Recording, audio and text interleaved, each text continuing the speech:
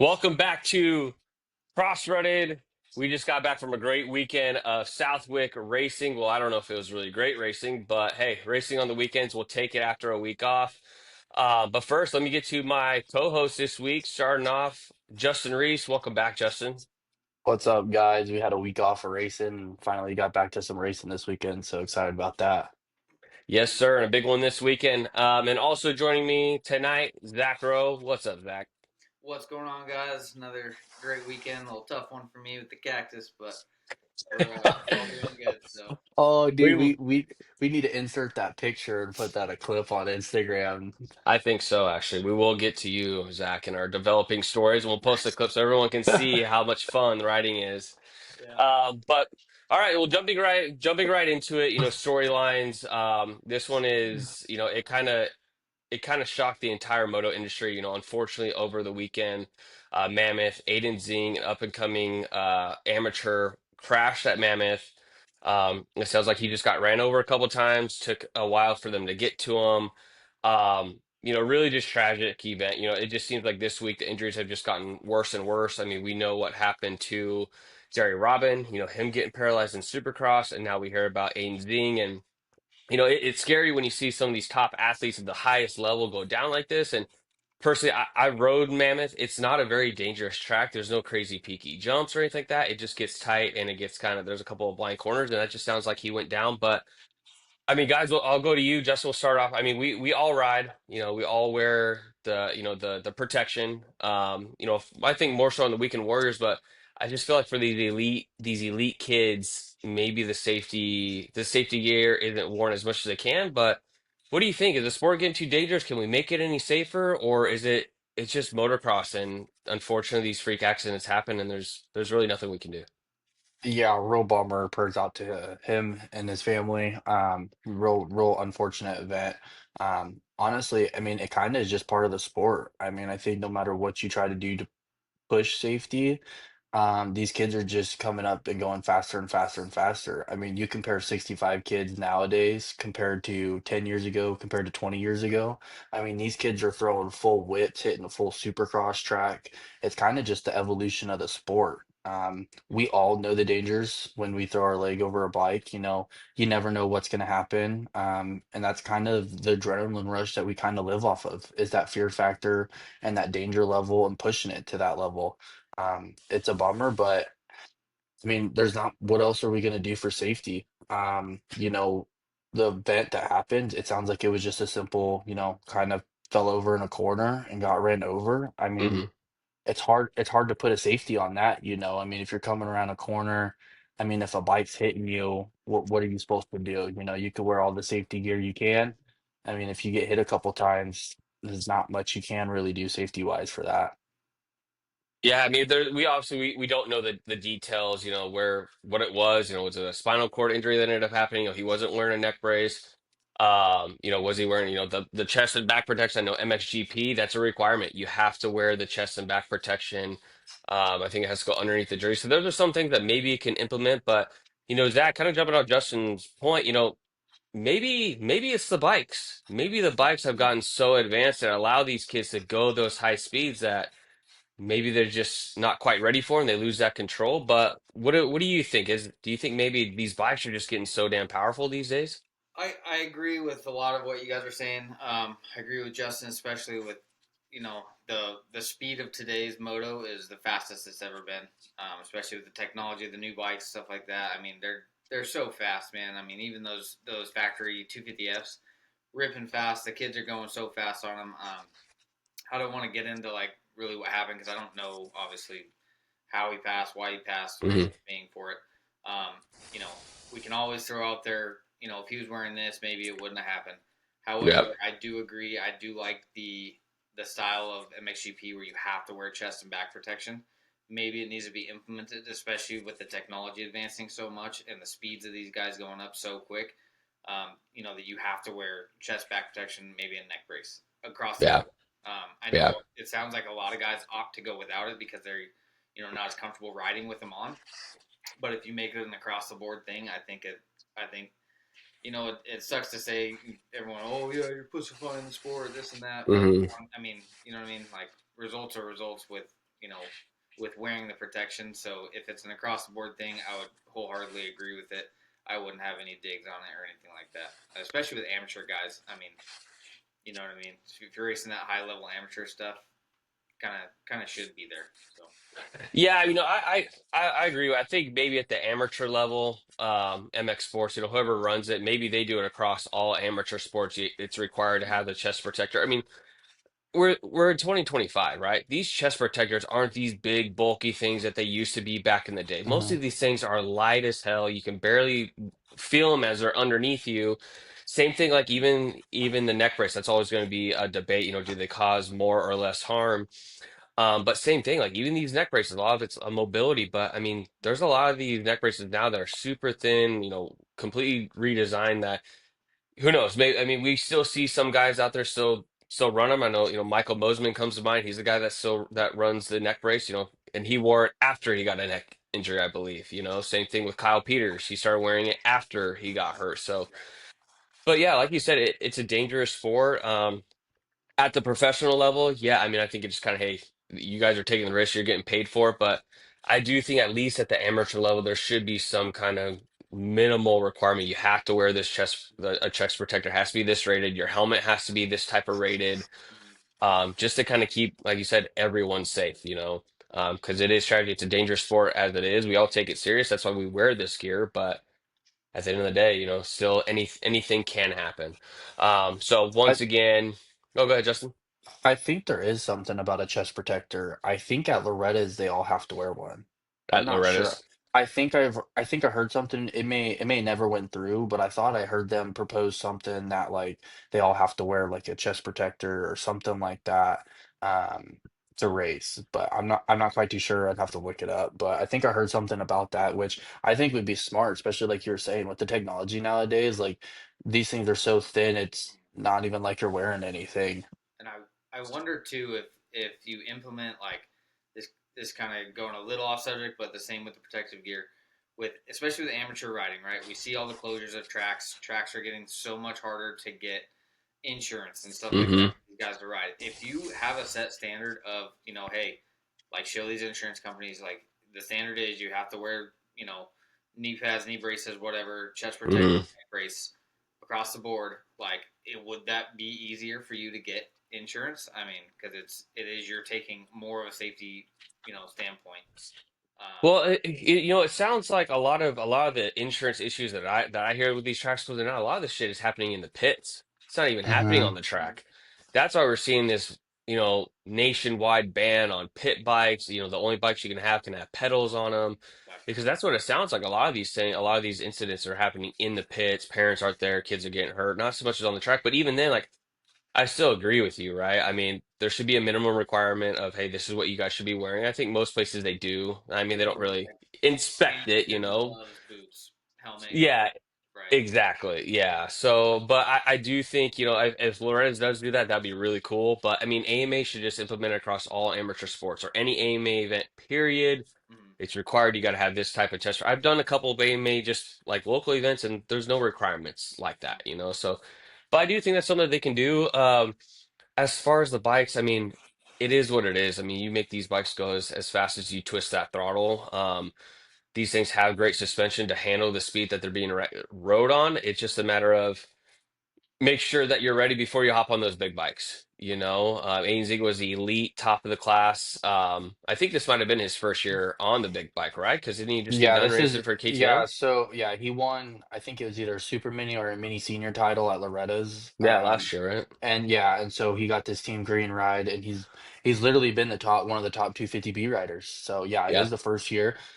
I wonder if maybe like the safety wise, are they gonna put an age requirement? I know there's a soft age requirement. I think it's like 14 or something like that for 250s.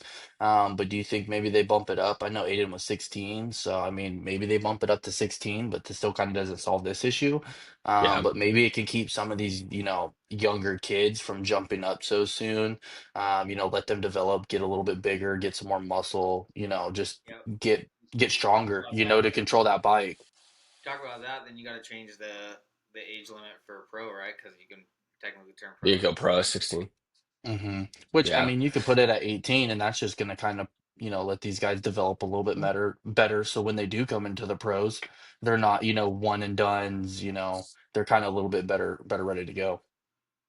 Yeah, I mean it's really hard to say. I think you start with the protection gear, making it a requirement, and really kind of go from there. I mean that's really all you can do. Like we said, it's a dangerous sport. There are risks involved. We know that getting paralyzed, breaking bones, that's more common. But to see someone pass away doing something they love, you hear it, all across it pops up. So it just seems to be more common. Who knows? Maybe just social media is making it more aware, but. I don't quite remember we've seen it on this big of a national platform. Mammoth is an absolutely huge race for that to happen. Very special race. It only goes on, once a year. And the only thing I could think back of is maybe what Masterpool is maybe the last elite rider, elite at the, that did pass away, right? So it's not something we see all the time, but even then, you see that, man. It's a gut punch. I haven't ridden since. I'm probably going to take a few weeks off. You just gotta let it clear. It's a dangerous sport, and anything can happen. But prayers out to Aiden Zing and his family. A huge bummer hit the motocross community across the board, and it sounds like he was a really great kid, and the name's going to be remembered for a while. So we're going to dedicate this podcast to Aiden up there, still ripping, and yeah, we'll keep that memory going. All right. Let's go into some different type of drama.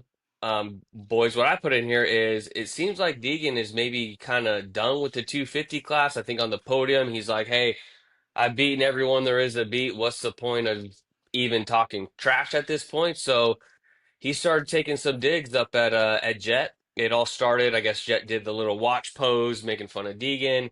Deegan commented talking about some balling that Jet has, and I guess Deegan went out and created another TikTok saying, "Yeah, we were on ESPN. This is important. It's not like we were at some fashion show." But Zach, we'll start with you.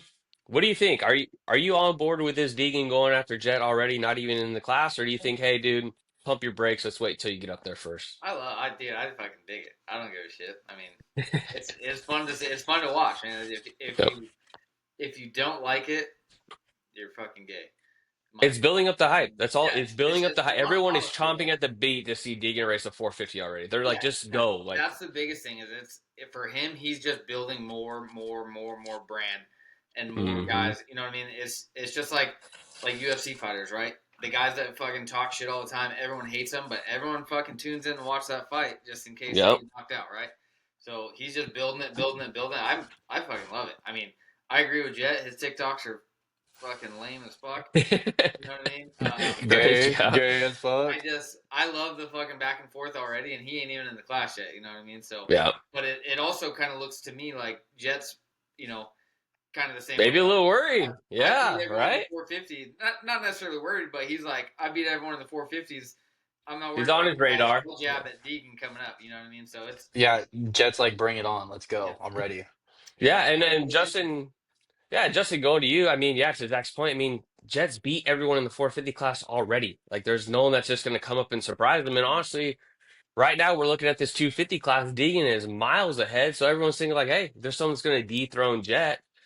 Why not be Deegan? Now Deegan still has to go out there and perform, but I mean, shit, dude. I mean, the way how he's progressed in 250s, you get him on the 450. I don't see Jet's gonna. I mean, Deegan's gonna be right up there in the battle right from the get. I mean, we see how great Hampshires look, but what about you, Justin? Are you all in on this Deegan versus the Lawrence drama? Oh, I love it. It's literally like a throwback to like 2 years ago when Hunter and Deegan were going for the title outdoors. It was just nonstop shit talking and going back and forth, and it was great. Well, it all The started the whole and Redbud thing, right? yeah, The Bearkin on the podium, and and that's what I was just about to get to. They're gonna make it a USA versus Australia thing, and oh yeah, especially when he comes to 450, it's gonna be amazing to watch. It's just hopefully Deegan. I mean, Deegan's talked a lot of shit to some of these lower level 450 guys, so hopefully he gets a start, and some of these lower 450 guys aren't just wheel hunting and chopping them and taking them out. And Deegan just gets flustered and but it'd be interesting to see. I think it's going to be a great battles between them two. That's why I kind of mentioned earlier in some earlier pods. Let's get Deegan up on a 450 this year. If he clinches Hmm. early, throw him on a 450. I mean, okay, if he loses or whatever, I mean, oh well, he just jumped up, you know. So, Yeah. it'd be next year when he is on a 450 full time. That will be all right. Game time. Let's go. Yeah. Yeah. Starting with outdoor, sounds like he's still going to do the 250 Supercross and hit the outdoor. So all we got to just hope for is that Deegan just stays healthy over these next two. That way, Paula come next year, he's full fledged, ready to go. You know what else? What else I like about it too is we're coming right into MX Nations, and you know Hmm. Deegan's Yes, well. He's going to be riding a 250. The Oh only yeah. other guy to ever like win motos on a 250 is Deegan, Villapoto. and Deegan loves beating records, breaking records, Hmm. putting his name up there. So you know he's wanting. If he beats say he beats Jet on a 250F, it's Oh yeah. that's the end of the Well, world. You know what I especially mean? at Iron Man. Yeah. Deegan loves Iron Man. Yep. Deegan is fast at Iron Man. And I don't Yep. know about you I guys, love it. but I mean, I think it's awesome, and I'm pretty jealous that Justin's going to be there, and fuck yeah. so, It's gonna be sick, dude. We're gonna be camping out of a U-Haul Sprinter van, dude. 19.99 a day, dude, but lifetime of memories. Dude, um, we're gonna be partying it up. We're gonna have a special podcast. I'm gonna have a lot of videos coming to the boys, dude. I'll tell you all about the pits, dude. It's gonna be a shit show. all right. Well, hey, we'll keep an eye on her. I mean, at the end of the day, both of these guys are seeing they have these titles basically wrapped up, right? If neither one of them crashes or has a bike failure, no one's touching these guys, at Hmm. least for like to get these overalls, right? So they're just trying to find something to entertain themselves. Really, that's all Deacon's trying to do. He's got to find something to keep the buzz going because if he's not saying anything, everyone's going to stop tuning in because he's just running away with this title. So yeah, hey, I'll take the drama. I'm here for it. I always want the excitement. We've been asking for some kind of rivalry to come back, and Deegan's going to bring it. The last story that I have in here, it is Redbud, of course. So we do have some riders returning slash making their debut. First and foremost, Racer X announced that Chase Sexton is going to make his return back at Redbud. It's his hometown race. He honestly hasn't really done great there. I don't think he's actually ever won, to be honest. I don't know if he's won Redbud. Maybe last He year when he won the he title and he had a sick battle with Tomac in 22, I think it was. yeah, At 21 Redbud, right maybe. down to the Yeah. line or something like that. Yeah, so I mean, we'll see, and we'll get into what we think. We'll just jump into it now with Sexton. Where do you guys think? Where is he gonna fall going into Redbud? Do you think he's on the podium automatic, or do you think he maybe is gonna get like a fourth or fifth in there? Justin, we'll start He's, with you. he's gonna fall right on his face, stuck in that front tire. Hey, you gotta be But careful. Tomac's been uh, doing that quite a bit too. yeah, it's because Sexton hasn't been in the field, you know. Now Sexton's back, he takes claim to fame. But Yeah. no, I think it's going to be interesting because I think a lot of these guys, for Sexton, what the way he raced them last year, this year I think a lot of these guys have stepped their game up. AP, Hunter, J. Coop, their steps better than what they were last year. So Sexton hasn't raced at all besides 3 laps this year. I don't even think he made that actually. So. Hmm. I think he's going to be battling top five. I mean, it'd be cool if he could throw his name up there and Jet maybe give it a challenge, but I don't think he's going to be there right away. I don't think he's been on the bike much either. Maybe 1 or 2 weeks prep for it. So I'm definitely thinking top five though. He'll be battling with some of those guys. It all depends if he gets a start too. So we'll see about that. Yeah, I agree. I think qualifying is going to kind of set the tone, give us an idea of what Chase Sexton we're going to get. But Zach, I mean, if there is a race to come off the couch for and feel the hype for it, it's Redbud. no, It's absolutely Red. So there's not going to be any lack of buzz, that's for sure. yeah, I like. I don't think he's going to be up there like second or first place, but I think maybe a fight for third. But realistically, I think fourth or fifth overall. Um, he's like a first race back. He's got no pressure. There's no title fight going Hmm. on. He's out of the title.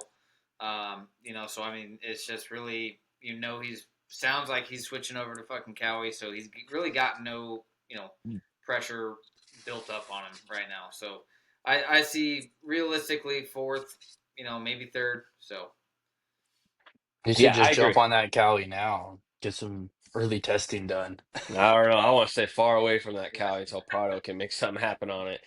And we'll get to Prado. But yeah, I agree with you guys. I mean, who knows? We'll see. it might be the opposite. Maybe we see a Chase Sexton that's fresh as can be, 100% ready to go, and he goes out there and he brings some speed.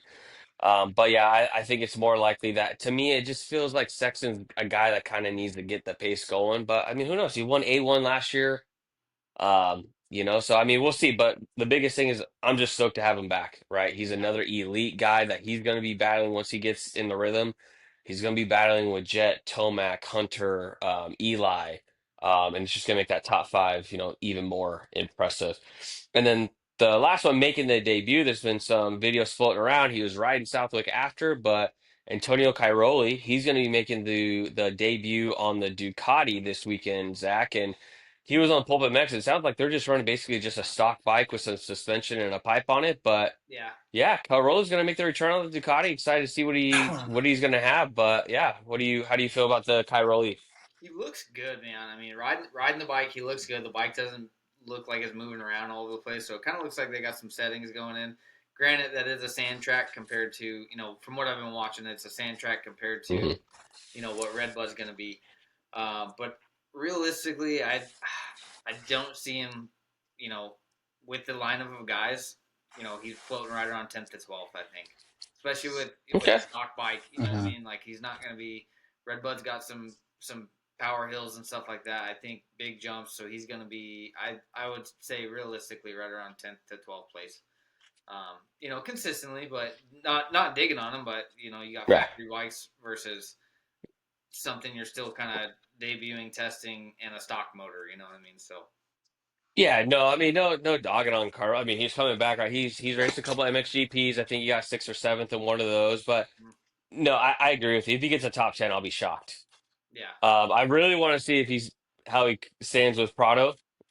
That's what I'm really curious on. Because yeah, we just don't know what we're gonna see with Prado. We'll get into how he looked at Southwick, but yeah, I agree, Justin. It's cool. It's another brand that's going to be out there. Ducati, they're going to have a full team next year, but hey, we'll take it. I'm excited to see what this Ducati can do. I think what's interesting is I want to see how that Ducati does off the start. We haven't really seen it Hmm. against the start of 40 guys. So I want to know how that power is because but you I know we kind of talked about it in the chat. It's got a little bit more power than some of these other bikes. So I wonder how it is off the start. And with that Redbud start, it's a little bit longer. So it could add for a good start to see what Cairoli can do. But I think like I agree with Zach. I was thinking like top 15, 10 to 15th, I think is where he slots in. Just because all those guys are kind of mix around. You never know. Yeah, One of them always kind of falls back or something. So it'd be interesting. And then like what you said with Prado, Cairoli against Parado, that'd be interesting. You got Ben Wall in there. And then also that Gulid, whatever the fuck yeah, you want to call him. probably the only Uh, good you one. know, Good. you got a couple MXGP guys that are kind of hanging around that top 10 mark. So it'd be interesting yeah. to see where he's at. And I'm excited. New brand. The bike sounds sweet too. And he rode Southwick and they didn't groom it either. It was Hmm. still left over from, and I mean, he looked good out there. So Yeah, no, absolutely. All right. Well, were there any other stories, developing stories that you guys heard? I think that's really all I kind of Are you uh stumbled are across. you going into like the Prado stuff now or later? The or what? silly season. I was thinking silly Okay, season. silly season stuff. Yeah, yeah, we can So jump into it. I mean, there's really big news that dropped this week. I know we made a video saying, hey, we think we'd be surprised if Prado makes it all 3 years, but Hmm. the story's actually kind of scripted, which is actually kind of more surprising. Is now there's rumors that VIALLE might be going back to MXGP next year to race 450s, and that would be his 3 year mark. But that's a very interesting move, and to me, it almost makes the Prado move back even more likely because Vial's actually found success over here, Justin. He has two Supercross titles to his name, and he's still going to yeah, leave and go back home and go back to MXGP because I mean, outdoors it definitely hasn't been going well, and putting him on a 450 and doing Supercross, maybe they're just not ready for it. But yeah, I mean, that's really surprising to hear that that's floating around considering Vial's gotten those two Supercross titles back to back. I think that's the big thing. I think the him forcing to get moved up, I think that's what's pushing him to possibly go over there. Because I don't think he's ready for 450 Supercross at all. 450 outdoors, yeah, he could get away with it, but 450 Supercross is a whole nother animal. So him going to back to Europe is definitely viable. I see it. I didn't think about it, especially since he's got two Supercross titles here, and you never normally see an MXGP guy come here and let alone win a race or win any title, and he's got two of them back to back. So Hmm. it'd be a huge loss for KTM, but KTM's kind of their hands are kind of tied, with him moving up. Tomac coming in, the Conan brothers want to come in. Kata Wolf wants to come over. They have too many riders and not enough money on bikes. So they already have Hampshire up, Mookie's up. So yeah, it's going to be tough for the KTM group. They're going to be losing some guys. I know Kata Wolf, he wants to come over next year. I heard PC would be the bike he wants to ride, and he's been in talks with. But I know CJ's favorite guy, Steve, said that he's coming over next year, and then Lewis Phillips shut that down pretty much right away. So it'd be interesting to see if we get any more MXGP guys come over after kind of Prado, being the stud, and then coming over here and kind of being a joke. So that might open some of those guys up maybe to stay in some more.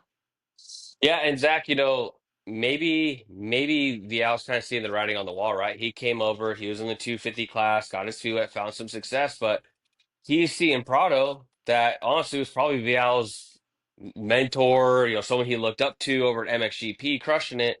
He's seeing Prado struggle over here. Maybe Vial's like, hey, maybe I'll go back there. There's no Prado anymore in MXGP. Let me go over there. Tim Geiser, he's getting old. Hurlings can't stay healthy. Maybe Vial's like, hey, Prado's over here. I'm going to go over there and I'm going to take his spot. And hey, you have fun over here. That, or hear me out here. KTM's like, bro, money's tight. Okay, we're trying to land Tomac. You're not gonna be our guy, right? Like, Hmm. clearly you can't expect. You know, Unfortunately to say, he's not even close to winning an outdoor Mm-mm. race, right? He Nope. struggled in the two. Like, I wouldn't say struggled because he got two wins, right? There was two wins across the board between a couple of them. Yeah. They were last minute kind of. He kind of lucked himself into that second title, I would say, and Yeah. he was definitely getting beat that race. Yeah. You think maybe KTM's like, you're not gonna be the guy. Like, we'll give you a bike, but it ain't gonna be fucking tits. And he kind of shopped around and was like, fuck MXGP. Like, I go back over there, you know, back to France, live where I want to live, and hang out. You know what I mean? But I don't know. Yeah. That's just another thought in my head, rather than Yeah, I him didn't really saying, "Oh, think I'm gonna about go over that. there and I want to be the guy over there," rather than I want to be the guy over here. And KTM saying, pump the brakes there, buddy. You know what I mean? Yeah. I mean, Yeah. it forces KTM's hand, right? They have to run three 450s. And they've now said that, hey, we got to do three 450s and we got to do one 250. And that's another bike doing double the amount of races of what they're anticipating. So, I mean, yeah, absolutely. I mean, you could be right. KTM might just be like, hey, like maybe shop around. But yeah, I mean, it's still really crazy to me, I and who wonder what knows? the I mean, we'll deal. see what happens. I wonder what's going on with the deal because I know he has a deal for 450 with KTM. I wonder how that works. If it's going to be a buyout or Yeah, he's something still like your that, friend for a or year, right? That's kind of yeah, that's that's more another like thing. I was He's like, still here's a bonus, buddy. Like, kick rocks, Yeah, something like yeah. that. They Yeah. just kind of doing like what regular stick and ball sports does is, hey, we'll buy you out at half your contract or a quarter of your contract, and then go do what you want to do, and then Honestly, VL might just be like, hey guys, if you could just fucking just let me out free as can be, and I can just go on my way. Thank well, you. See because you later. I heard Honda's throwing a lot of money. Honda's throwing a lot of money trying to get someone because Geyser shopping around. Geyser doesn't want to come Hmm. back. Yep. Geyser's been talking to Yamaha and Ducati. So I mean, just think about that. If Ducati lands Geyser, I mean Ducati's landing some good, decent names, in MXGP at least, right off the top. So that bike must be pretty decent for them over there. Hmm. Yeah. I mean, it's something to keep an eye on. It's a very interesting rumor, but yeah, that's surprising. But I guess we'll see what happens there. And Um, Bennett to Gas was announced too, I heard. Yeah, which That it was does. kind of It still confirmed, sounds which like is it's they weird. don't know if they're doing Husky, if they're doing gas bikes for Supercross or what the case may be. Well, RJ kind of Um, confirmed that with Husky on the Pulp Show. RJ pretty much said Husky is what they're going to be doing. well, I think that's just what he knows right now. I don't think we're not going to know until they announce it. Honestly, like I don't What think would it's you really going rather to get have? leaked. Would you rather have the Gas 450 or would you rather have the Husky 450 if you're a rider? I'd say I mean, Husky. I honestly, it's the mean, same exact bike. I mean, just different plastics. I mean, whatever. I mean, I think either way. I mean, uh, yeah, I think you stick with the white because it's different. There's enough red bikes out there, yeah, there's going to be another one coming. Ducati, yeah, Ducati's gonna be red. Honda's already red. Beta's red. Like, yeah. I mean, I think either way, but I mean, everyone says they're basically the same bike. So yeah, I mean, who knows? But yeah, Benek, that's a rumor that he supposedly got signed there. There's rumors that Mosman might sign with Quadlock. It seems like Bobby Reagan is maybe playing some minds in his head, telling him to retire a few months back, and now telling him, hey, well, you know what, you're doing pretty good. Maybe we'll keep you around. But there's Bobby's that always been rumor. like that. Yeah. But as far as that, there really hasn't been any other movement as far as that I've seen. As far as silly season goes, we're anticipating Sexton going to Kawasaki, Eli to KTM, Barsha, and Anderson. Rumors I heard is both of them going to Ducati. So yeah, but it's really What kind of a quiet Let me down. ask you this: what? Did you Oh, hear good. the what Tickle said when Polk brought up about the The about bike. basically Prado dogging the bike, right? Hmm. That like obviously Tickle wasn't stoked on it because obviously he Yeah. said the team's been working their fucking dick off, and Yeah. he's gonna oh the bike fucking sucks or whatever. Bad blood at Cowie. You think that makes his exit out of Cowie and back to MXGP sooner? Like you know what I mean? Yeah. Maybe we're See, both that's what onto something here. We're Tomac both being Tomac right. Tomac did the same thing. Tomac wasn't happy with Cowie, and they weren't willing to do some of the changes that he was wanting to, and he pretty much said, "See you guys later," and went to Yamaha. That's what Yeah. that I could definitely see the bad blow with Cowie, especially because Cowie's very corporate. They're still one of those last true, like, kind of corporate. We're not going to give them everything. We have our way. We're going to stick to our way. So Well, I let could me ask definitely you see that. this. Do you think Sexton going over to Kawasaki is going to help or hurt Prado get that bike better? I think it helps him. I think it helps because I think Sexton, with the way that the U.S. tracks are, Sexton kind of has maybe a little bit more mindset on how the bike setup should be. Maybe Prado's coming with that. Oh, these MXGP tracks, I kind of like it like this. Well, But I mean, like look who Sexton's like these Prado. tracks break down way different. They're way deeper. Right. Well, So I'm you just need to thinking of go this just way. talent. Just look at talent. I mean, Oh what he's yeah, maybe Jason Anderson, which is at the end of his career, probably checked out, just kind of whatever. Like, he's not getting any information really from Anderson. Anderson's still beating him, but you get Sexton, that's the elite title contender, and that's who Prado's training with day in and day out.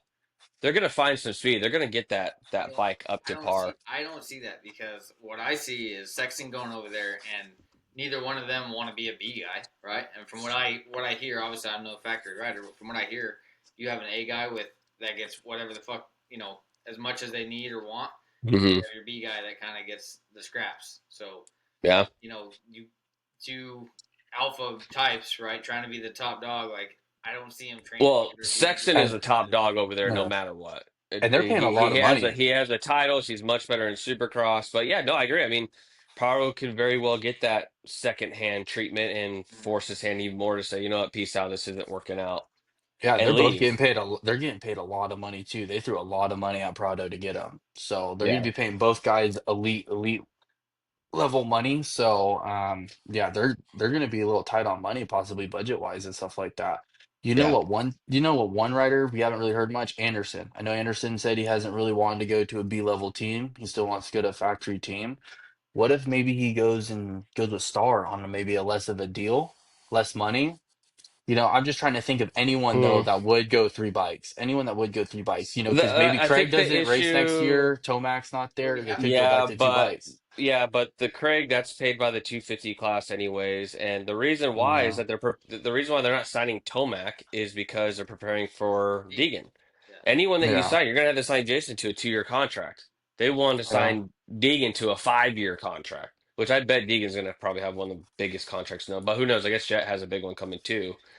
Yeah, he just But signed that one, I guess, for the yeah, but kind of extension. going back, Phil Nicolay back to Prado. Phil Nicolay kind of made a good comment that he is from another country. There is going to be a little bit of that broken English that he's saying something to us, and we're like, "Damn, that's harsh." But him personally, he's basically like I know he had an interview at Southwick that he's like, "Hey, like I just won 11 out of 15 MXGPs or whatever last year.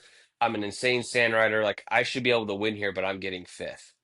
Right, to where he believes in himself, but it just doesn't sound like he's gotten that bike quite to where it is yet. So, but yeah, I mean, I don't know. I mean, it just I guess it depends on what your expectations were coming into this with Prado coming over here. If you thought he was going to come over here and win and do great, then yeah, you set the bar way too high. If you came in here thinking of like all these challenges that you have, then getting fifth, sixth, seventh, hey, that's probably exactly where I fit him in. I said it's going to be very similar to Supercross, and that's kind of where he was too. So, but yeah, I mean that falls into that developing story, leads into Prado again. But hey, I mean it's all very possible, right? I mean there's a lot of stuff that's kind of written on the wall. You put the pieces together, and you're like, hey, that actually does kind of make sense. What else? Anything else in storylines before we get into this 250 class? Not that I can think of, not before Southwick at least. All right. Well, let's jump right into our 250 class. Starting out with our qualifying, Hayden Deegan goes down to 204, 2 seconds faster than Tom Vial, followed by Mosman, Hammaker, Mikkel Harup, rounding out the top five. And then going into just the overall results, Hayden Deegan 1-1, hell of a day, pure domination. He got his starts dialed, which is a big problem for the rest of the field if he's got his starts figured out. He's going to start getting these whole shots. Followed by Vial going 3-3 for second. That's the 250 class in a nutshell. And then Levi Kitchen rounding out 2-4. But Zach, we'll start with you. We talked about Deegan earlier. I mean, Chance Hymas is out. That's the only guy that's really showed that he can keep the speed. What do you give Deegan the chance to kind of win this thing out? I mean, just mathematically, it's gonna be, you gotta be realistic here. I think he closes it 2 rounds early. Hmm. Um, there's just no one beat. There's no one that's gonna beat him. You know what I mean? Hmm. Barring him falling and hurting himself or a bike failure or something like that, chance is gone. No one's gonna beat him. Um, Yep. you know, Vial's an MXGP guy. They ride a lot of sand. He got, dude, 2 seconds a lap Wax. qualifying. You know what I mean? And then you go out there and Deegan's beating these guys by 15, 30 seconds. Like there's no one touching him. So realistically, he definitely finished his out early. Whether it's 2, possibly 3. I don't really know how the math works out, but Hmm. that's realistic in my opinion. And I don't know, you know, if if you like again, like I said last week, if you take Deegan out of the equation, it's a wide open Hmm. Yeah. a great 250 championship. You know what I mean?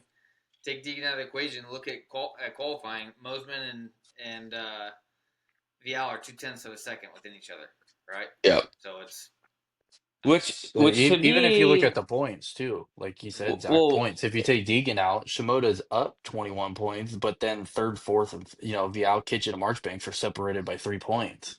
yeah. Well, and to me, if anything, it speaks of like this massive leap that Deegan has made outdoors specifically because he's racing the same guys he raced last year. It wasn't this tight, but now it's not even close. They're not even in the same realm as him. Even in qualifying, that yeah, can't even come close to him. And then the gate drops, and he's just completely blowing this class out. So that's what's crazy to me is that how like we saw him win the title last year. He was great, but he still had some questionable rides. Wasn't great, but I don't know. Maybe it's not having Hymus out there. But I mean, you look Vial Kitchen. We had all those guys ahead of Hymus, or at least right there with him going to the title fight. So to me, I'm just like, damn, Justin Deegan's really made this big leap forward on this 250F, and I'm just like, dude, I feel like he's hit the ceiling already. We'll see what he Yeah, looks like Supercross, but outdoors, city's got yeah, dialed. yeah. I think it's just showing his progression. I mean, his progression throughout the years. I think JT said something about it. Like, if you look at him 2 years ago at Southwick, he struggled, and I think Hmm. that's when Vial won. Then you look last year, I mean, he was a completely different guy. And then this year, he looked like he was on a Sunday cruise, like Jet was. I mean, Yep.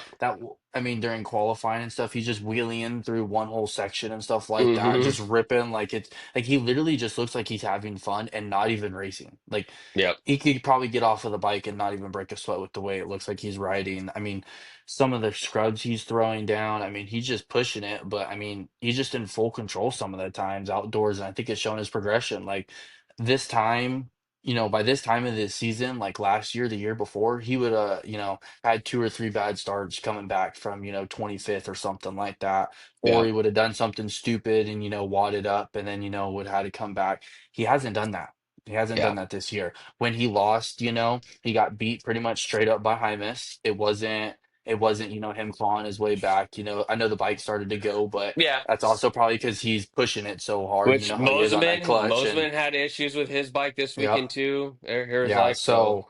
So yeah, I think it's just showing the progression of Deegan. Deegan's Right. progressions just keep going up and up and up, and Well, like we confidence talked too. earlier. Yeah, I mean, Confident. confidence is huge. He has that JS7 confidence. He gets on the gate, Hmm. he looks left, he looks right. He's like, I got these things covered, rips off all of his hair off and just fucking goes. Dude, I wish You he did know? that. That would be so sick at Southwick. He looked over at everyone. He just takes his goggles off and throws them to his mechanic. He's like, I don't even need these Right. things, dude. Shit. He all puts the A-Star like street bike helmet on, dude. He's all got like the tinted lens and Yeah. everything. Yeah. And then speaking about, one of his title contenders, Levi Kitchen, I don't know if you guys caught it, but Moto 2, I don't know, I even said it when I was watching the broadcast, he looked great, and then he just started falling back, and his pit board, his guy put a fucking question mark Question on mark. it. Yeah. Yeah. He's like, what I'm the like, fuck happened, dude? oh He's my God, dude. I'm like, that's brutal. yeah. If I'm Because a it's rider, not I'd be pissed. And there is no bike failure though. that just No, but shows I mean, too. even Stewart, he was like, "What's going on with Levi? Like, he looks like he just like fucking gassed or something." But Yeah. And it, seeing that on the pit board, dude, was fucking hilarious. and if it is a gassing issue, that just shows too like the level of Deegan's commitment, right? I mean, not only is he Hmm. faster than everyone else, but he's also It's more fit absolutely more fit. Like you, than there's no anyone. question about it. Anyone, I'll say even the 450 class. Deegan is the most Oh fit yeah. rider part out of all of them. Mm, Yeah, yeah, yeah, he's him and Jet, yeah, are the top two most fit guys, I gotta say. I mean, they yeah. don't even Or look like Sexton too. Sexton yeah, Sexton's too, a yeah. fucking But he's just beast. yeah, like it's just a commitment thing, you know what I mean? Like Yeah. he's just Oh yeah. grinding it the fuck out, and Well, and that's what's interesting. I heard, I think it was on the Vital Review pod that they were talking about how the Deegans are already working on building their own separate facility in Georgia, kind of similar to what the Lawrences do, right? The Lawrences aren't part of some big team. It's just their small little camping that they run. yeah, it's dog pound. Is Yeah, so that would be kind of interesting to kind of see if that's the route Deegan's going. I mean, I've heard rumors of Deegan maybe creating his own team. He definitely has the brand to do it. I've heard that too Um, as well. I've heard a lot about that. the only thing I don't like about that is Supercross. I think he yeah, gets so much of his speed and like good Supercross riding from being with those other guys and motoing every yeah. fucking day with them. Dude, that's it's a good point, but to me, I'm just like I feel Tomac like does it maybe on his Star. own. Well, I'll get to Tomac. I feel like he needs to go to the goat farm to be Yeah. honest to find that speed. But honestly, I think Deegan's one of those. He's an attention whore. Being in front of all those guys, the other bikes, I guarantee he dicks around, goofs off, and shit like that. Doesn't I think if he went under his own shop and just brought his team of who he wanted and just grinded like RC, I think honestly, I think that's what would help him the most. But I guess I'm kind of circle back. But I guess we kind of experienced that, right? He went off and kind of ventured off with Craig and tried to do his own thing at the beginning of the year, and then he ended up coming back training with the team. He's gotten a lot better working there. So I don't know, Justin. What do you think? Yeah, I think it's beneficial being at Star. I mean, because Star does have some very talented guys, and there's a lot of Hmm. knowledge over there. Um, I mean, just think about how many champions, have been there, been for the team, how many champs they've had. They know they're a championship level team. They know what it takes to get there. And, if you kind of branch off for your own thing, like it very rarely works. I think Reed was the only real one to go out there and start his own team and have some Hmm. success and do it right. But I mean, that takes a lot of toll on a rider because there's no more blaming, oh, the team this, the team that. It's your team. You're running it. You are picking the guys that you want there. You're doing this. You're picking what bikes you want. Yeah, but you can. You're not having, a factory team say, hey, we got this part, we got this, you're Hmm. having to make these decisions. And like you said, he tried to do his own thing with Craig and have Craig as his riding coach, and But it once wasn't again, working. I think that's two like buddy friends, Hmm. with them two, But that's or probably what he big would brother, do though. If Yeah. he goes to his own place, who's he probably going to bring? Craig. You're not going to take Garrett Swanepoel from Dude, Star and go over there. he's gonna buy Miss Carmichael and bring her out there too. Yeah. Oh, Jeannie will crack that fucking whip. Hell yeah, that's what I would do. But yeah, I mean, it's gonna be interesting to see. I mean, yeah, I mean, sorry, you got to think. I mean, you look Moseman fourth; he's looked great all year. Um, a lot of other guys are hurt, so there's that too. There's also the opposite end of that spectrum. But Yeah, yeah, I think it's gonna be Thrasher interesting. looks like shit. Yeah, 12, 16. I But mean, yeah, I mean, I agree. if you told me Mosman was going to be the second best Star guy in outdoors this year, I would have laughed at you. I would have laughed my ass off. I mean, there's no Yeah, way I would expect absolutely. Not Thrasher's just literally consistent 14 through 20. it's not just outdoors though. It's through Supercross, through the Yeah, he was good. MXGP. Yeah, he was good Hmm. during Supercross. Yeah, And that's well, right. think about it.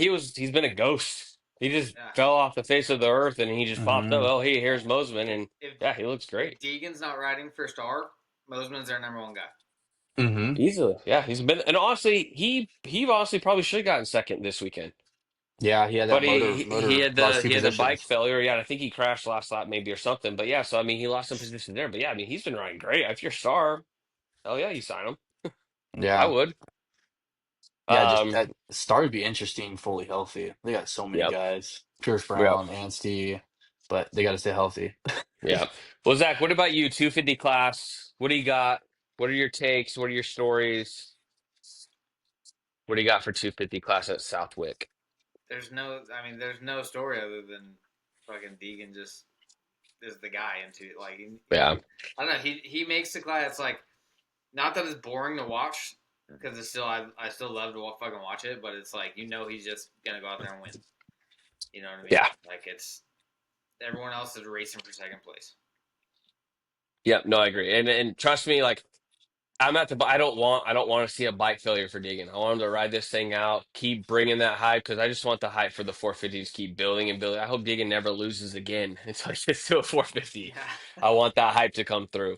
Um, but yeah, I agree with you. I mean, it's been kind of a sleeper, but I'm a big Deegan fan, so I love watching him rip and win. But yeah, to your point, behind Deegan, there's a lot of great battles in there. I mean, we thought Shimoda was the hottest shit, the clear number two. He's gone missing. Primus has showed up. He won. He looked fantastic. He got hurt.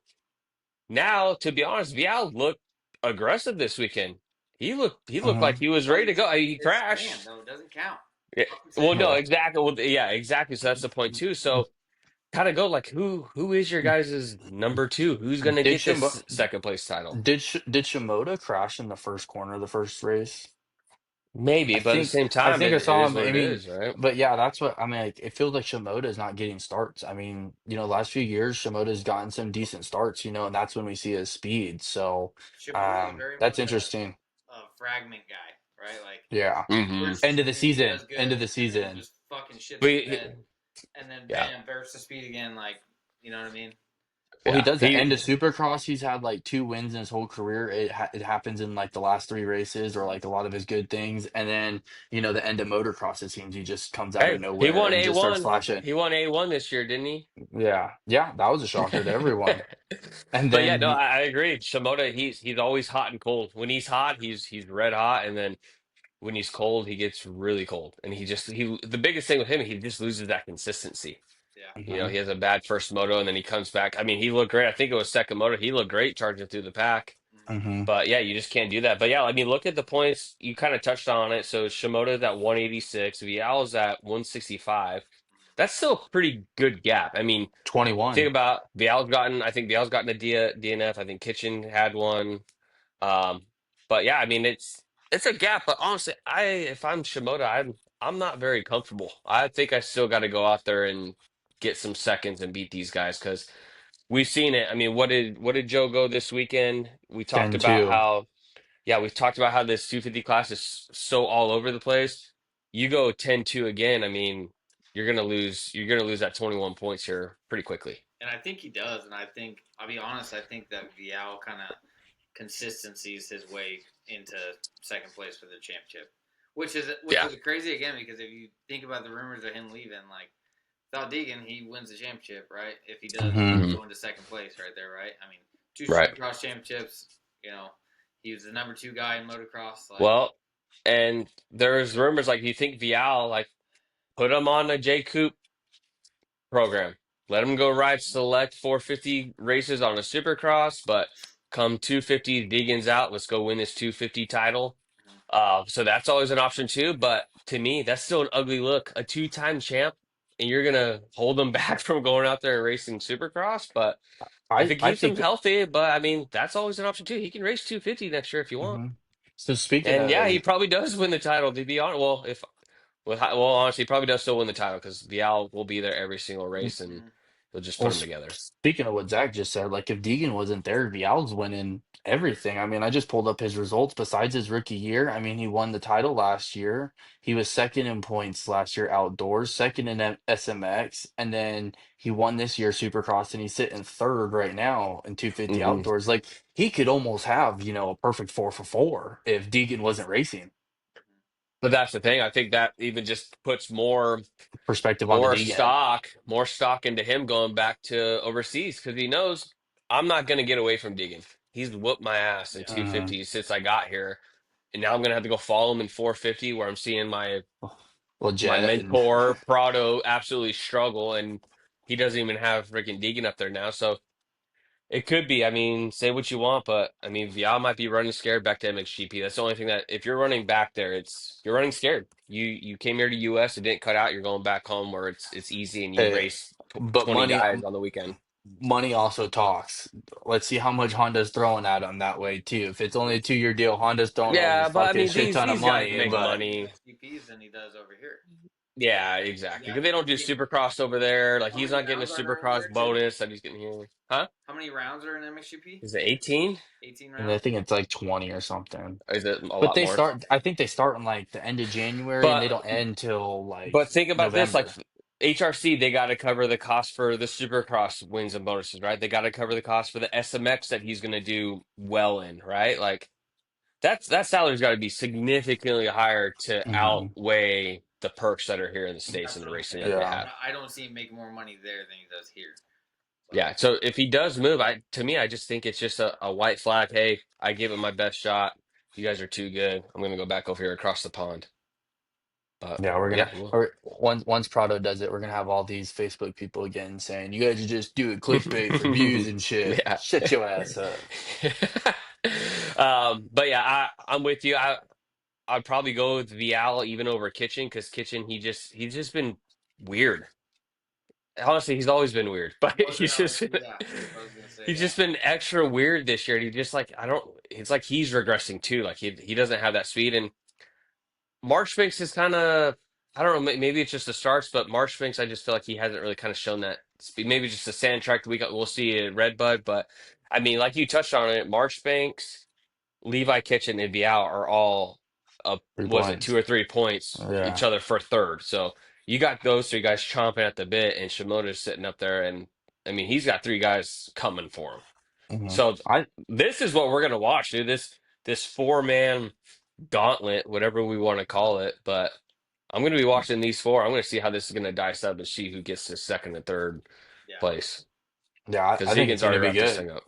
Yeah, I think it's Yeah. gonna be good, especially with some of these tracks we have coming up. I think it's gonna. I mean, and I'm also curious, are we gonna get some more weather at these races? Hopefully, they don't, shut them down 10 minutes into the race. But we're getting to that monsoon season back east. You never know when a rainstorm's gonna come through.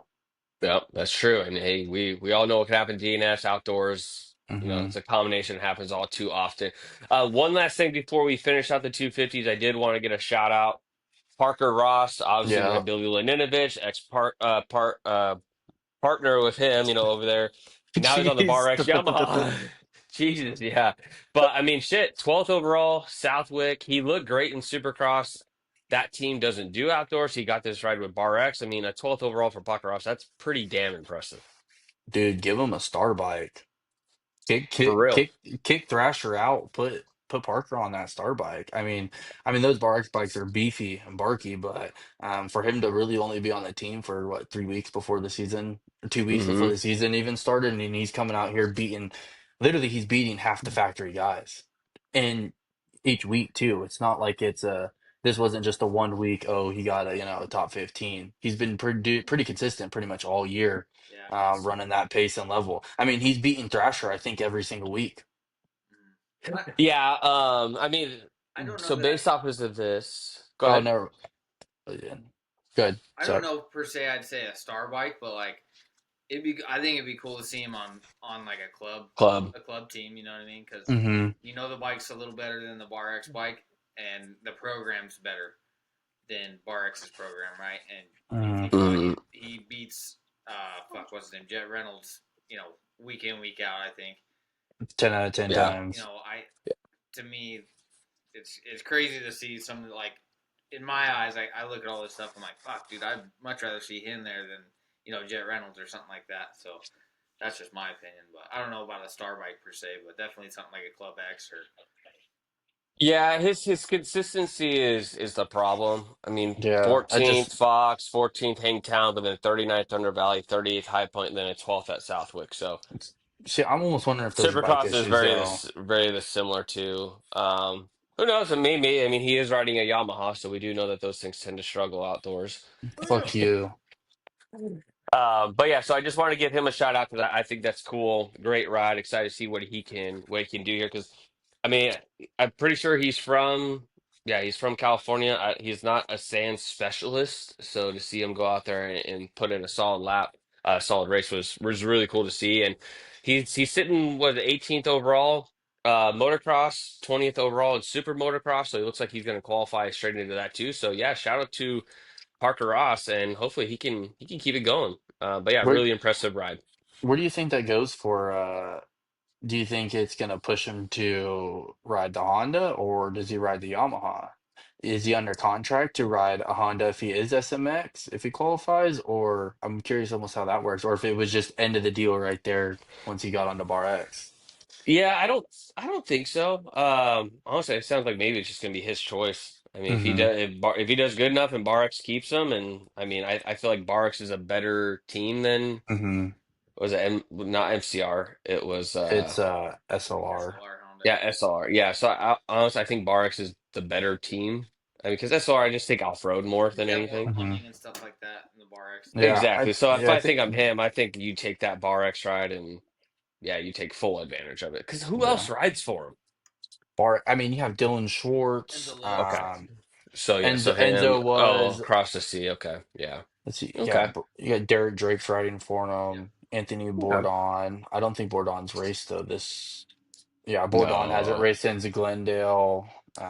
Yeah, so I think it's just Derek Drake, or is Derek Drake racing right now?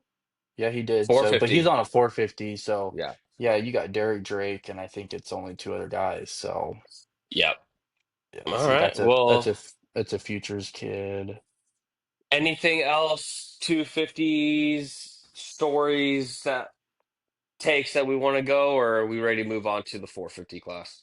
Mikel Harup, I think we're pretty on point at that. I think we all pretty much said top five. He was right there. He rode Yep. really good in the sand. I was kind of Yeah. impressed. Yeah. No surprise. No Top surprise there. A lot of guys. And top, we'll go top ahead. triumph guy. Yeah. Well, that's not saying much with Forkner over there, and Smith hasn't really been doing too great either. Yeah, more Uh, triumphs in the top 10 than Hondas and KTM's. yeah, that's crazy. Um, all right, well, that's it for the 250 class. I mean, we've talked about it going into Redbud. We're all going to be riding Deegan until someone can dethrone him. As far as second and third, I mean, I don't know. Throw that dartboard, and between those three guys, Vial, Kitchen, um, and Shimoda, it's going to be those guys that are going to be in there. You hear what I heard? Yeah, I heard What? that. I ain't riding him, dude. I ain't like that, dude. What? Yeah, you can start making some weird TikToks there. Oh, why do you guys get so weird when we start talking about Deegan? You guys start blushing and start You giggling. talking about riding him. We're not gonna stop riding him, dude. I Well, ain't never we started riding him. clearly we know where your guys' heads are in the gutter. I mean, I guess we've just Um, had a month Just long of go with that special 450. month. Come on. yeah. All right, let's go to the 450 class here. One thing that's really cool about Southwick is that the locals and the sand specialists really show up. You got Cornelius Tondell, Jason Brooks, Jason Coquinos, all qualifying in the top 10. I actually think Cornelius was third overall. Mhm. Now, yes, there is a little bit of this, they get first digs at the track when it's nice and smooth. Zach, we've talked about this in the past. Do they just get rid of the fastest qualifying time and go with the second one because of these things? Because if you think about it, lining up Moto 1, I think it was Daniel Blair that made this. Lining up Moto 1, Cornelius Tondell gets a gate pick over Eli Tomac. A guy that's second in the championship gets second. But other arguments is, hey, that's the sport. It's just another factor. It is what it is. But Yeah, the Wick always brings out these specialists, but at the end of the day, I believe it was the Jet that got it taken care of. But what do you think as far as these locals qualifying? Do you say, hey, let the locals run it, and I if they don't. get fastest qualifier, give them that first pick? I don't have an issue with it, and here's why. I saw Blair's take on it. Um, what I don't agree with is that you don't see this anywhere else other than Southwick. Yeah, There's only Southwick that you get these local guys that come out and smash your qualifying and have a good great pick, you know what I mean, or come out and have a couple yep, good motos, right? yep, So I'm not that worried about it. If you can't ride, I mean, fucking sand's part of the sport. If you can't ride the sand, you can't throw a lap time down. Like, Jet beat him. Um, yeah. I forget Well, who got all of them did. second. I think it was who got the best results out of all, because even all those guys that did great, the So that best court guys still finished Cornelius was 17th. 17th. Brooks Okay, yeah, So, Brooks was so 37th. that's to my point. You only see this at Southwick. It's no other yeah, fucking race on the circuit that you're seeing this stuff. So to change the platform, I think it's a little overboard, yeah. in my opinion. But yeah, I just it's the only race on the circuit you really see it, so it's not that big of an issue for me, in my personal opinion, right? Right.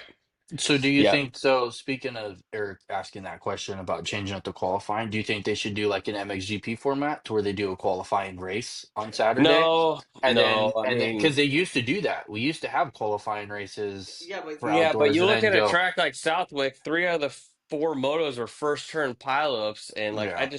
I'm against more gate drops for these guys if it's not meaning shit towards a championship. Like, I mean, like Jack said, I don't care about the qualifying.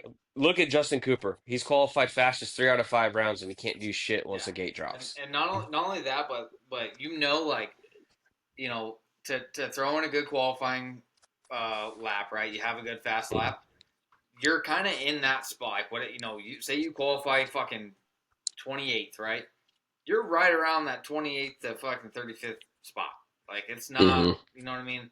So all that, I think if anything, that gives someone better of an opportunity that shouldn't be in the moto to, you know, one bad fucking LCQ or whatever to get into the main events.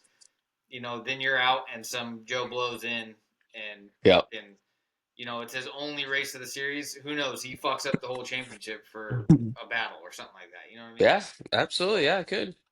Yeah, I think that's they just used to my have an opinion. But exception. I I think think, there's nothing wrong with the platform the way it is, and that's just that's my thinking on it. So yeah, I Yeah. think they used to have an exception back in the day. If you were like top 20 or top 10, I think, or something like that, you'd automatically get in or something like that, no right, matter what. Even for like Supercross, if you didn't make the Fast 40 or something like that, you'd yeah, automatically get into the night show. Yeah, to me, I'm with Zach. I really I don't care. Like it's Southwick. It's always something that I look forward to because I think it's cool to see these random guys. I do the fantasy with Pulp MX, the fantasy motocross that they do too, and I always pick the locals at Southwick. mhm. and not Because they're always going to be those wild cards. yeah, not Can only you that, still but do that in that Texas? that dude, Yeah, the picture of that dude and Tomac next to each other on the gate, like hanging head while they're yeah, talking. That's a sick fucking yeah, picture that dude gets in his yeah. fucking life. So Hell yeah! you know what I mean? like. Be like, fuck yeah, dude. Oh, I dude, just I'd have finished that. I'd have qualifying and my I whole lined up at the wall. gate right next to him. Like, fuck off. I'd have Dude, my I'd whole wall with that third overall qualifying on yeah, there. dude, I'd literally just have that lap time everywhere. That'd Fuck be my yeah, dude. Insta bio. That'd be everything, Yeah. Yeah. dude. I'd I'd put 2025 him in cups, Southwick, dude. third Cornelius, fastest. fucking 204, whatever the fuck it is. Yeah. Yeah, Yeah. yeah. Fuck it. Yeah. Like a Bible quote, dude. You know, Fuck fucking yeah. Well, go buy a billboard and put it out Yeah. there. well, speaking of badasses that just decided to show up and do some Southwick, Josh Toth, Zach, I'm sure you're familiar with this guy, Mhm. off-road guy. He goes out there, races Southwick. Now he didn't qualify through qualifying, but he did go through the LCQ and make it through that way, I believe. Yep. But then from what I heard on Sunday, he woke up, drove to this hard enduro and went and won that. But I just want to give him a little bit of love. There's always the rumors of moto guys coming out here. So hey, it's cool to see him go out there. He qualified. I think he ended up getting 17th overall, if I'm not wrong. Something. Yeah. Overall, he was. No, No, he wasn't 17th. he was No, 25th. 25th. They also had Michael Witkowski. He's on a Honda. He's part of Yeah. the Honda team, and he was out there too. And he's a GNCC guy. Yeah, so it's always cool to see a couple of those guys go out there and do Southwick and see what they can do. But yeah, pretty cool. I just want to give those guys some loving. See them out there. I always think it's cool. But Zach, we'll go to you. 450. What do you got? Jet domination, man. I mean, he's the talk of the, he's the guy in the 450 class. What really not surprises me, but what I like to see is Hunter, not backing Mm-hmm. off of Tomac. He stuffed it in there in that corner. Mm-hmm. I like it. I mean, it's another guy that's, if my personal opinion, I think he's the second best guy in the class right now, like consistently. Maybe not the speed, but consistency wise, he's the second best guy in the class. He doesn't have a lot of mixed match moto stuff like that. And Mm-hmm. just more of a confidence level to be able to stuff it in on fucking 4 or 5 time Oh champion, yeah. and make the pass and just not look back and just keep fucking riding forward. So He dropped them. yeah, I He dig it. dropped them. I think it's cool. I mean, I'm a huge Tomac fan too. Don't get me wrong. Mm. I like to see the confidence level of these guys, bumping up there and stuff like that. So that was cool. Do you know what Eli Tomac's lead in second place is over Hunter for second in the title? 5 points. 5 points. And I agree with you, Zach. Now, with me, Hunter hasn't looked great to start the season. Southwick, he looked great, but it's the same. Like I want to see what he does at Redbud. But I'm right there with you. I think the break off just made these Hondas even better. They look great at Thunder Valley. Hunter rode great there too. But I want to see what he does at 4th of July. But I mean, yeah, I mean Hunter gets the starts. We know you gotta get the starts in this class, and he straight up showed that he handled Tomac at Southwick. So I want to see what happens at Redbud. I want to see what the response that Tomac has. I want to see what Hunter has. But that kind of falls into my next question is, this was before I even looked at the points. I thought Tomac had a much larger lead over the next guys. But Justin, will go with you. Do you think Tomac's going to hold on to this second overall, or do you think someone like a Hunter Lawrence, he's really the only one that's close enough? Do you think Hunter's going to go up there and steal it from him? Barring, of Uh, course, no crashes, yeah. no bad breaks, but I mean, Zach kind of has a point. Hunter looked pretty damn good, and if they're getting that new bike, we saw what Hunter looked like last year. He led a lot of races in front of Chase Sexton, so I don't know. What do you think? Is Tomac maybe have a little bit more pressure than what we I think? I definitely think Tomac's still going to stay out front. I think Tomac at the end of the year will finish ahead of him. I think Tomac's big thing is his Out front and confidence. second, out front and second place. Out front of him. I'm talking about Hunter, Okay, not Jet. okay, I just okay. want, yeah, I know. I didn't want you getting all upset and started a war. But no, I think Tomac will at the end of the season be ahead. But I think Tomac, you can watch when he's riding. It's very confidence driven. When he feels like he has that speed and he's clicking through guys. I When he mean gets a start, that speed's there. Even when he doesn't get a start, he's getting through some of these guys really quick. But then once he gets stuck behind one or two guys, he hmm almost gets timid. You can see it in his riding. He get like timid. He just starts following the guys, or he's not really taking that risk like he normally would, and go that full beast mode to where he can get around them, and then he waits too long, and then when he finally does get around them, he's already got someone else behind his back because he let it get closed up because he got stuck behind well, someone. look at how long he was stuck behind Prado Oh yeah. in that motor. I mean, Prado was fucking with him, dude. Like you could watch it. Prado was slowing down the corners and ripping the gas and just throwing dirt. I think Eli even talked about it in the press conference. But yeah, I mean, he was even stuck behind Prado for a while, and Tomac is great at Southwick too. But yeah, I mean, he moves up to the pack to the Prado quick was guys. ripping for But a little bit. oh yeah, no, For he is. But he, you still expected Tomac to get through him and get to Jet. yeah. Can I Hmm. also throw in another curveball here? Yeah. Tomac is not the best starter, correct? You also got to Yep. realize too, Chase Sexton's coming back, who also can run speed of that caliber, hmm right? Hmm. That's Yeah. another guy that Tomac has to get through to get, Get say, in front. because To stay in second. consistently the Lawrence brothers start great. They do. Yep. You throw Chase in, Hunter or Jet Hunter Chase. That's Yeah, another that's guy that, tough. that Sexton's got to Yeah, get hmm through before he even hits Hunter. So that's another Well, keep in curveball in mind, there that keep in mind, Sexton owns Hunter. He whooped his ass all last year, back and forth, chasing down everything. So it's not an easy task but for Hunter to get by I don't Sexton think either. Hunter last year throws one in on Tomac like that and straight up passes him at one of Tomac's best Yeah. moments. I don't think it Good, happened. yeah, no, yeah, So I agree. I also think that Hunter has gotten a stride forward Hmm. in the because I mean he's not like Jet's good, you know, and he's out there in front, but Hunter's not like getting Close enough. fucking 30th, you know, 30 seconds back or anything like that. You know what I mean? So Yeah, it's a good thing, and I think that it's going to be a really good fight between um, Tomac and Hunter for second place. I think, yeah, like you said, with Hunter throwing that in there on Tomac, like mhm. Tomac, you normally wouldn't see him really let that happen. A normal Well, Tomac would have, not let him check out after yeah. either. Oh yeah, even like when it was coming though, Tomac wouldn't have left that. Tomac would have blasted that corner way fast. Like he just would have gone full balls to the wall right there, Hmm. knowing he's right there. He Yeah, kind of he just literally got stood up right there, and then just kind of watched him walk away or run away. yeah. To me, it seems like their momentum is doing the opposite. Hunter Lawrence is going like this, and Tomac is falling down. Yeah, he's got We to know get a Southwick's one of start. the best one. It's not getting. It brings me to Tomac. Like obviously, we don't know what his training regimen is, but it sounds like he works independently. If I'm Tomac, I'm getting my ass down to Star, and I'm riding with those guys every day just to get a pace going. Because that's his biggest thing. Other than Paula. I know a couple of them were a little bit closer, but he just hasn't really shown the pace to run up there with Jet outside of Paula, unless he gets ahead of him and checks out, or if it's a mutter, sure. But Tomac is quite a bit off of Jet's pace right now, and he's got to find speed somewhere if he wants to try to cut down this 38-point lead that Jet has now. I mean, Tomac's shown that he can kind of run up. I mean, Thunder Valley, he was running up there right there with him until he took the front. So, I mean, Tomac showed once he gets there, but Tomac has to start up there. He can't be But waiting 15 minutes to but get is in. And Tomac is Tomac tucking the front because he's pushing to a level that he can't keep up because we've never oh seen yeah, he's Tomac push pushing the hard. front like this. So is that what I'm saying? Is Tomac pushing to where he's trying to get to Jet's level and he can't?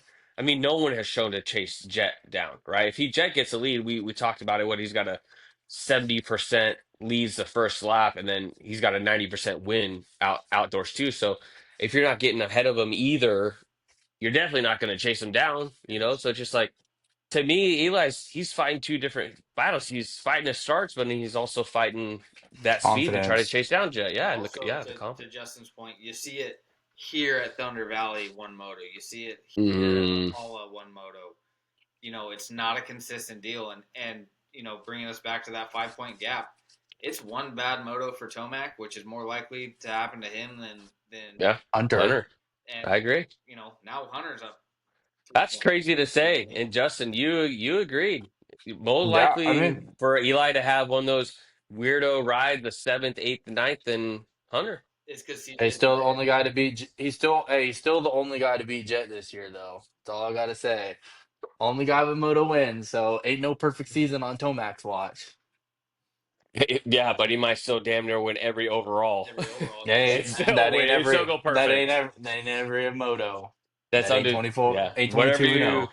unbeaten overall season, he'll be that'll be interesting how that goes. But kind of going into it, I mean, guys, I'm looking at this. I don't see anyone on here that's going to beat Jet twice in a weekend, unless Jet has some freak accident, which we talked about. But he It's gonna gets be the one of starts, the even when he doesn't get the starts, he still finds his way up to third no matter what. Like I don't see anyone beating him back to back motos and taking this away from him. so I don't see maybe the same person beating him back to back, but maybe if it's like a Sexton first moto or Tomac second moto, like a one or the either, and Jet goes like 2-2 or something, but not like the same guy, I not the just same guy going yeah. 1-1. It's gonna I be still hard to don't see do. Jet going 2-2. I think he's always gonna win a moto. One, Disagree. yeah, We saw him get third in that first moto, and then instantly come back and fucking mop it up on the second moto. You know yeah, what I mean? So Yeah, he makes it. yeah, I'm and then just he lost the mutter in Yeah, fucking High yeah, Point. yeah. You I'm just know, thinking with the way some of these guys' fitness, like these guys show speed. They can beat them in either the first moto or the second moto, hmm and it's like Sexton's so fit, like maybe he doesn't have it the first moto, but the second moto he comes out and Tomac has it the first moto. So it's not like Jets. beating the same guy, or the same guy's beating Yeah. him. It's I one guy's think having a super strong moto, and then the next guy comes out and gets a super strong moto. to me it seems like Jet's worst motos are the first ones, and it's usually Hmm. it's a bad start, but that's the problem with Jet. He's such a great starter that you might catch him that first moto. You might beat him off the gate like Tomac did that one moto and beat him, you know. But Moto 2, he's going to know what he did wrong in the first start, and he's going to start again. I'd be willing to see how many hole shots he's got in the second Moto this year because it seems like the second Moto, he's always has he lost the second Moto this year yet? High Just point. yeah, just High High point. point because of the mutter. So, asterisk because of the mutter, but. He's very strong in those second motos, and that's what it takes. Someone's got to beat him that second moto. Someone's got to go a 2-1 versus them, right? Someone's got to get that second moto and take that overall from. I think that's the only way to do it. But even then, I just don't see anyone that yeah. is going to be able to do that, and Jet's not going to be able to have a say unless, like I said, unless he goes down. Then yeah, anything can happens. But they stay up, no bike problems. I just don't see. No, I don't think Jet's going to win every moto going forward, but. It's really hard for me seeing someone taking an overall. What is there, 7 left? 6 races left? Mhm. Yeah, 6. We're already at this halfway point. It looks like he's just going to keep getting better and better. And I don't know. I think he's going to run the table here. I think he's going to win every overall out. He's going to wrap it up early too. I mean, he's already 38 points That's big, ahead. big.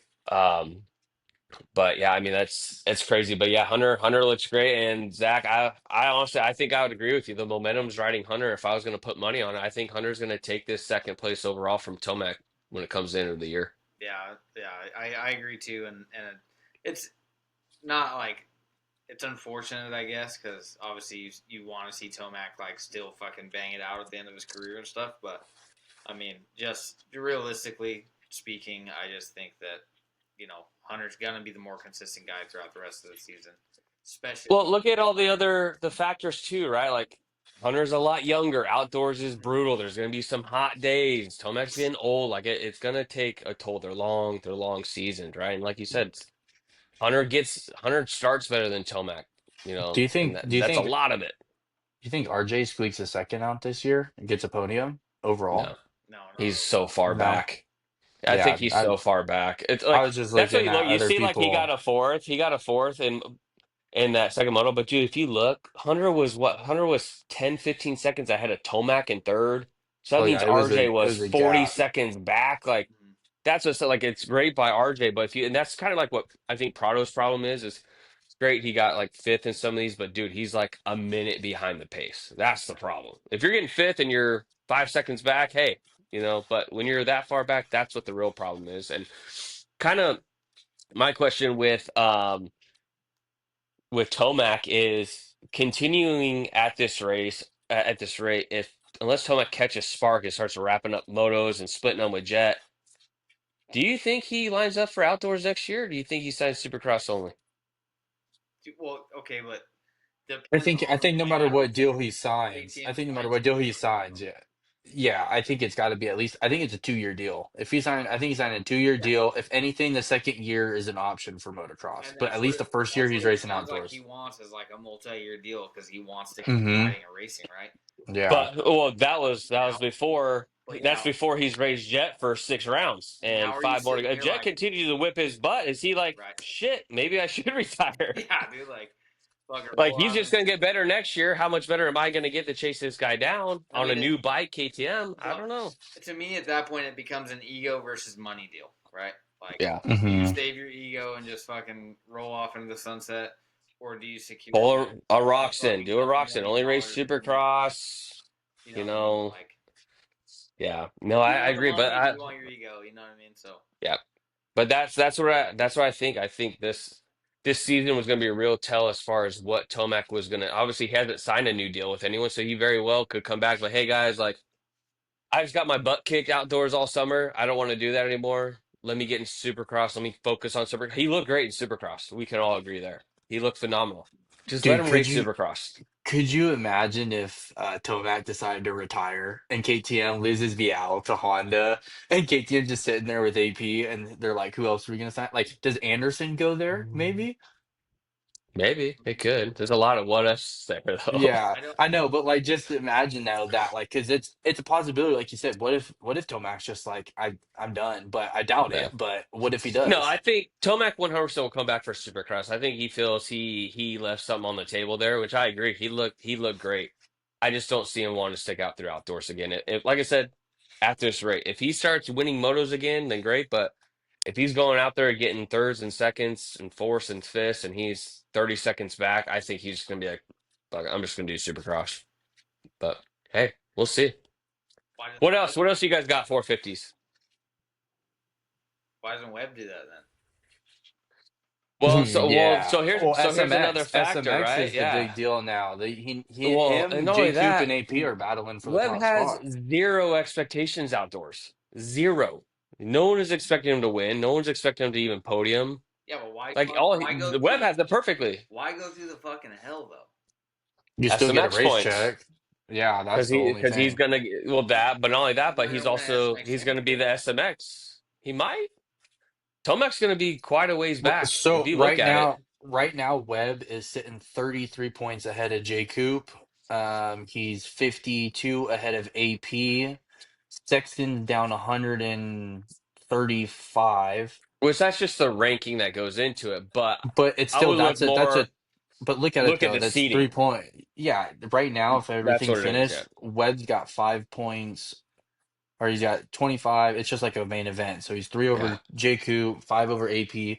It's seven over Sexton. So he's going into SMX with already a 7 point lead on the next fastest guy. If it finished, which that's huge with the way the points are. Mhm. But we have the double and triple rounds. By the time you get the third round, Exactly. So it doesn't, but like for example, like I think there's a scenario with Tomac because he missed a lot of races, he was too far out of it to where even though he hmm did great, he still had no yeah, chance of getting it. So that's yeah, what it is. So I mean, it still brings up the point, right? We've heard rumors of Roxon's going to be on that bubble. Are we going to see him come out and ride, a moto or two, just to get some more points? But I mean, I don't know. It's going to be interesting, but also if you win Supercross or a motocross race, you automatically make it anyway. So hmm even if Tomac gets in there, but yeah, it just comes down to the points. But Is it overall or is it a moto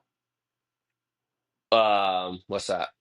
to qualify? Didn't you say if you automatically win one, you're in? I think you had to win it overall. I know in Okay, Supercross is it when you win a overall? main event, yeah, you're in. So Yeah. it's got to be Okay. an overall. Okay. Um, but once again, it all comes down to the seeding. You don't want to go to first one and be 15 points back. It's a lot to make up, especially when he has Yeah. to get triple because you're only Yeah. making up the same amount of points in between two. So Yeah. And it's nine. It's 9 points between him and Jet right now. yeah. So, but So exactly. So, and then those guys are going to close that gap too. But that's why Webb's out there. But to me, Webb doesn't have any expectations out there compared to Tomac. Tomac's out there trying to win races, win titles. I don't see Tomac ever falling back to what Webb's doing. But I mean, we'll see. But to me, if we continue down this pace and we don't see Tomac pick it up or get better, start swapping these wins and overalls, I'm I would not be surprised if he just passes on outdoors next year, especially on a new bike. What's the point? Like you said, unless it's just an ego thing, he just wants to go out there and still thinks he can hunt down Jet. But yeah, I mean, I don't know. All right. Well, the only other thing I had on here was Prado, showing some live. We kind of talked about it. I think it was more the track itself than anything. He even talked about, I think it was in an interview, he said that he was even having to push his comfort level because of the sand to ride a smooth pace, but he ends up going down. He had the opportunity at the podium, which hey, I threw that out there last show. You guys laughed, but hey, it was pretty damn close to him getting it. Um, But yeah, I don't know. Well, that was great for Prado, but let's go to Red Bud. Let's see what you got back on a normal track. But what do you guys got? Anything else 450 related? not really. I think I mean I just hope I'm interested to see where Sexton comes in. How is Sexton Mm, gonna do? That's the biggest question mark I think of this whole weekend. It's not really anyone else. I think it's pretty much just Sexton. Is he gonna come out and challenge Jet? Or is mm. he going to struggle to find pace? That's a huge thing. What's up with him and KTM? Are there going to be any tensions? What's going to happen? So that's the biggest thing I think this weekend. He knows. Yeah, I agree. Sexton's he's a head case. We saw it. Paula came out. Paula first qualifying, he was like 11th, and that was kind of the tell sign that no one really knew at the time. But yeah, I mean Sexton, it's all going to be in his head, mindset, and mentality. He could go out there and throw down fastest qualifier, and I would not be surprised. Or he could go down there and throw down a fifth and be like, all right, here we go. Sexton's just gonna kind of get into the rhythm of things. But either way, stoked to have him back. What about you, Zach? Anything else that we want to touch up on? Not really. Just excited for the weekend to see the couple headliners that we do have with Ducati, and that's gonna be big. I like seeing the new brands coming in, stuff like that. But Ducati, Chase, see where Chase falls. You know, same old stuff, just different day. See who's gonna get second to Jet. Yeah, Hey, most important race weekend too, 4th of July. yeah. No, America, I dude. like it. I mean, I would love to see an American on top of the box, but Yeah, I don't think that's unfortunately, happening. it's only gonna be the 250 class that we see that. So. Yeah. Yep. No, I I agree with I I you. hope I hope Deegan's like, I can't wait to see Jet next year while I'm up top or something. That would be funny. I'm curious to see how much more that kind of unfolds there. Yeah, because they went Um, at it. It was quick too, and he was quick to being in the Instagram comments. oh Deegan yeah. was. He was like, "Is that a bald spot I see there?" And then yeah, they just kept going. So it'd be interesting to see, like you said. It's gonna be great. Yep. Well, all right. Well, thank you for listening. Subscribe, YouTube, Spotify, follow us on Oh, Instagram, TikTok. Justin, you do this every time at the end. I know you forgot to talk about Zach. We forgot to talk about Zach's weekend and his cactus.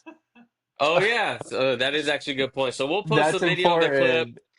Our guy Zach, you want to tell us what happened Uh, out there in the dirty des? yeah, I've been tam- tampering with the desert riding lately, and came over a little rise, and it was just single track trails out in Laughlin. Came over a little rise, got into there was a rain route. The single track turns into a rain route. Well, there was a rock in the rain route, so I was already in the rain route. There's no getting out of it. Well, I hit the rock, and it kind of popped my front wheel up and a little bit left, and just so happened to be a choya right there.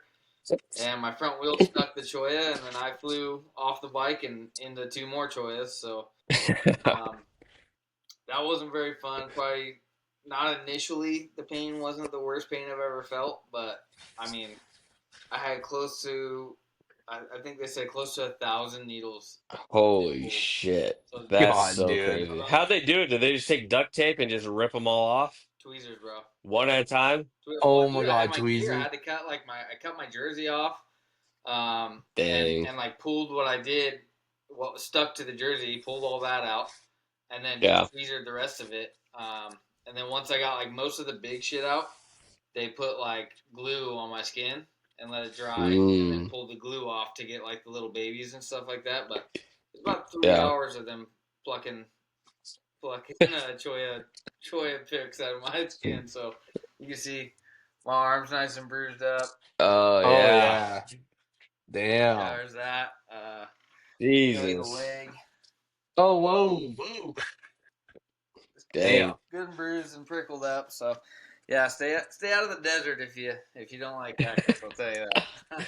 Sounds like you need a new set of Uh, gear too. Yeah, had to for take my real. gear off. Yep. But, Yep. So did you leave the bike out there? You burn it, abandon it? so, well, when I came down, I actually it seemed like I grabbed a bulb on my way down. Mm, Oh. I had some through like both fingers ugh. and into my palm and stuff. My hand was kind of stuck shut. Ugh. So we got what we could out, but I couldn't ride the bike back to the back. Oh, okay. So we left the bike, and I would walk through like the gnarly valleys, and then I hop on the bike with Andy, and he'd ride Yeah. until we Damn. got to another spot. It Damn. took us about an hour and a half to get back to the Ugh. truck itself How'd you from get the bike? from where How'd we you were at. remember where the bike was? Everything looks the Andy same knows out the there. trails out there, so he. Yeah. But yeah, so I went to get everything removed, and then he called another buddy of ours to come out, and they took the razor out to like as close as they could get to it, and then they Yeah. grabbed the bike and came out. So big Jeez. thank you to those Jesus, guys for dude. helping me out with that. You need to retire, man. Look at the shit you're making these guys go through. I Dude, know, it's dude, that's crazy. rough too. Laughlin too, Yeah. going through There's Laughlin, there dude. were With so many signs too, like that were just like, dude, It's a just bad day. yeah, just not a good day, right? And then yeah, that happens. So you, It's one hey, of those days you're just riding like shit, and you were yeah. stoked in the morning though. You're like little pre work Yeah, ride today, and I'm yeah. always psyched and stuff. There were just so many little like things that's like, fuck, that sucks, but all right, let's just keep going. And then, oh, that was dumb. Let's fucking keep going. And then yeah. happen. So yeah, but Damn.